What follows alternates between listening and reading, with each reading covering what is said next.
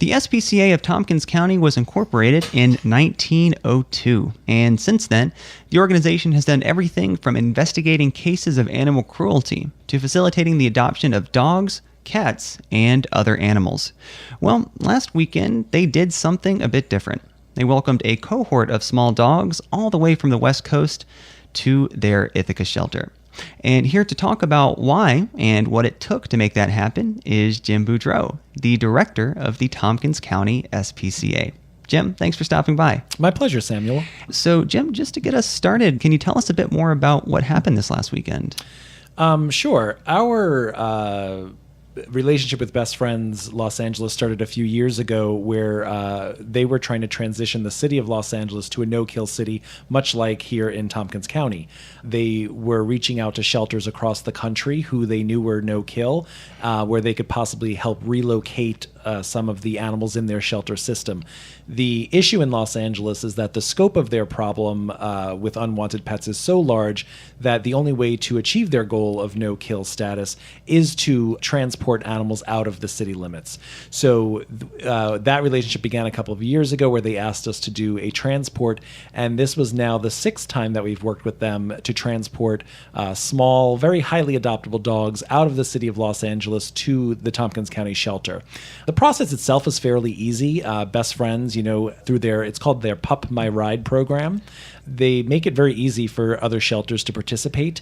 They basically send them spayed and neutered already. Health certificates are all in place. Vaccinations are all in place. So they try to keep the impact to the local shelter as minimal as possible. Luckily for us, JFK, New York City, is not that far of a way. So for us in Tompkins County, the only thing we really have to do is get a transport down to there to pick them up. We've done this again several times now, and it's always a great experience. We love seeing them come off the plane into cargo. It's kind of a very interesting experience. I know I've done it myself several times. Lots of our other volunteers have helped with the process. But, the biggest calls that we get here as a shelter locally for dogs in particular, people are generally looking for young and small. So we do try and set that criteria with them so that when we are accepting dogs from outside of our community, that we are meeting a need here in Tompkins County as well. I'm interested in that idea of the kind of stress that this puts on the SPCA. I mean, you mentioned that Best Friends LA tries to reduce the stress to the shelters that they, send these dogs to, but what puts the SPCA in such a position where they can take on more animals, essentially creating more of a workload for them? Right, exactly. That's a great question. And for us, really, what we've seen over time is the Northeast in general and Tompkins County as a whole has seen a decline in the dog population coming into the shelter. We've seen a fairly dramatic decline since 2007. So what we find locally is that, especially in times in the winter when our season is typically busier in the summer. So in the winter especially, we have times where there are very few dogs available for adoption. We participated in a Maddie's Fund adoption event on May 31st and 1st, and we were able to adopt out that weekend 99 animals, of which 47 were dogs. So it put us in a position where we had the space available, and obviously our commitment is to Tompkins County, and we are here to serve the residents of Tompkins County for animal cruelty cases, owner-guardian surrender, rehoming an animal if necessary when somebody is unable to take care of their pet any longer. But we also feel that we have an obligation to help the greater shelter community nationwide when we can, as space allows. So when we are doing part of our planning process and we see that we have times where we have a very low population of dogs, we do look outside of our own community to say, who else can we help? And we've done that for lots of other regional shelters. We have accepted dogs from Broome County. We've accepted dogs from Schuyler County. So it's not unusual for us to go beyond our border and say, hey, does anybody else need a hand? We've got the space available. These animals are going to come to us. They're not going to face the possibility of euthanasia if they're not adopted.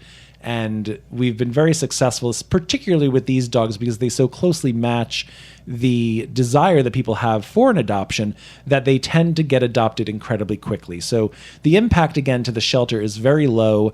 There's really no costs involved to us. Best Friends is doing this as part of their program. They're sending to us at no cost. A lot of the medical work is already done, so we're not investing a lot there. The only cost to us as an organization is to the drive down to New York to pick them up, and then whatever they need in the way of housing before they're adopted. So it's really a win-win for everybody involved. The community's getting adoptable pets that they've told us they want. We're helping another community with their unwanted pet population. And again, we're not impacting ourselves financially. So we definitely all see it as a network of ways we can work together to help the problem of pet overpopulation nationwide. And you mentioned that this is something the SPCA has done, a number of times so far. Is this a common thing for other shelters to do? Is there this kind of vast network of shelters saying, we have space, shelters saying we don't, and then kind of the transactions happening between them? It is common in some areas. Again, it really has to do with your mission as a shelter. So the ASPCA as a whole has put together a program recently called the MAP program, and it stands for Moving Animals Places.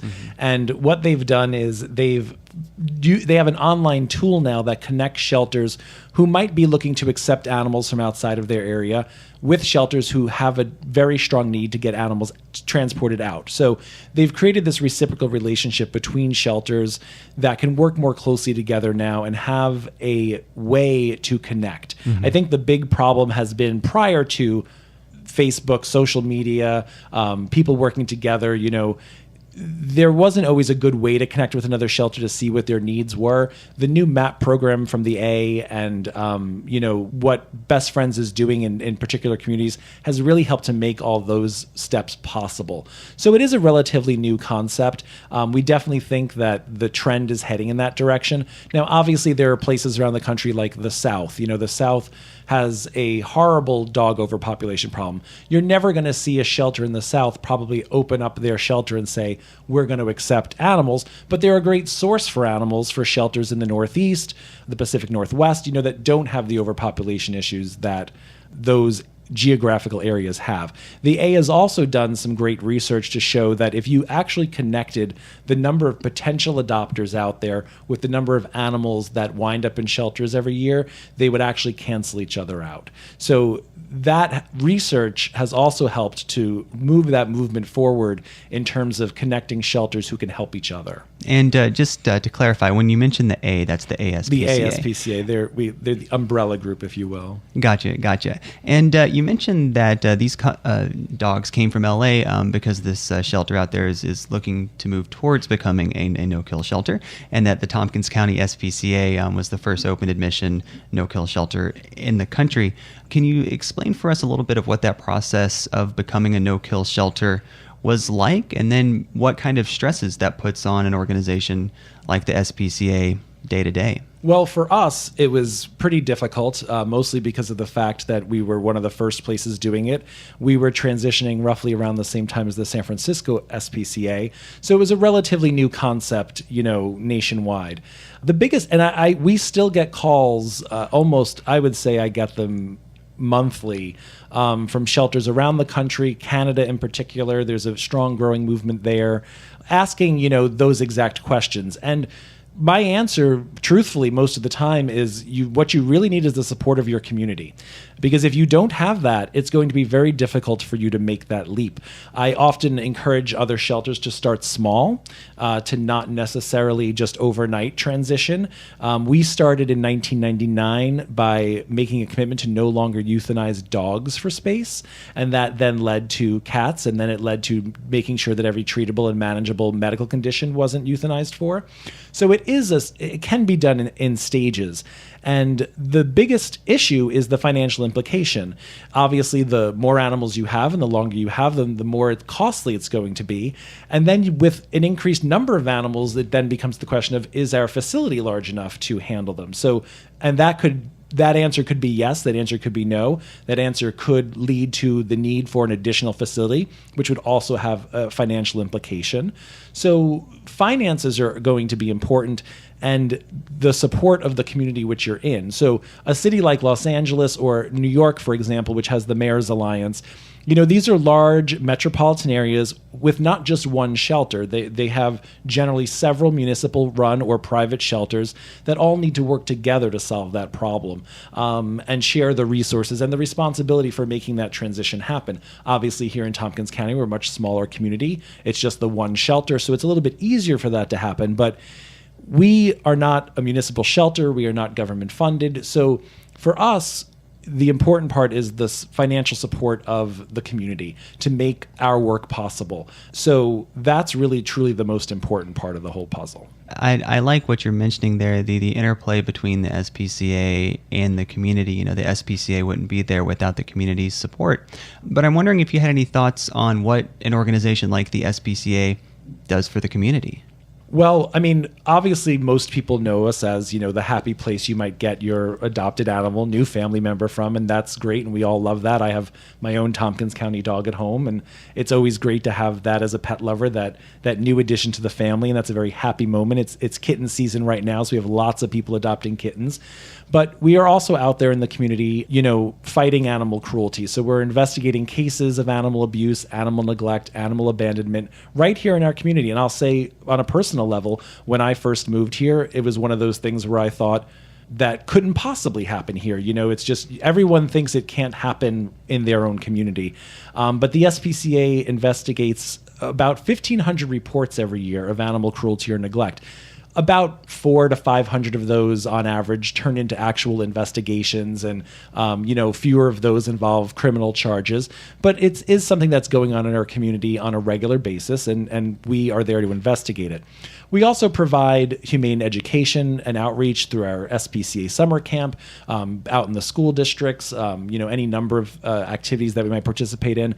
And we also provide low-income spay and neuter services for members of the community who can't afford to do it. So you obviously have a good group of people out there who are interested in having a pet, who care for animals, who want to have that enrichment in their lives, know that getting the work is important, getting the work done is important, that spaying and neutering your pet is an important thing to do, but just unfortunately financially can't bridge the gap of what it might cost to do so. So we provide that service to the community as well. So it's not just about being in the animal welfare business, it is also about the human service business to us.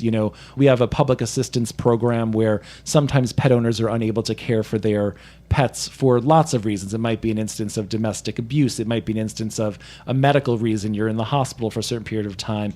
And, nobody's going to have a relationship with that animal better than its owner. So we believe in providing a bridge for that person during that time so that they can be connected to that pet once their life circumstance is over.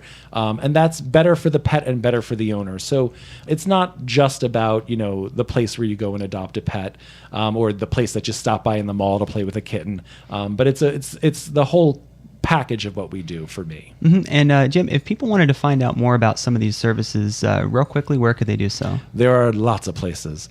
Our website is great, www.spcaonline.com. There's lots of information there on everything that we do, from becoming a volunteer to our camp program to fostering animals for us to all about adoptions. So there's a lot of great information there. We love our Facebook fans, out there.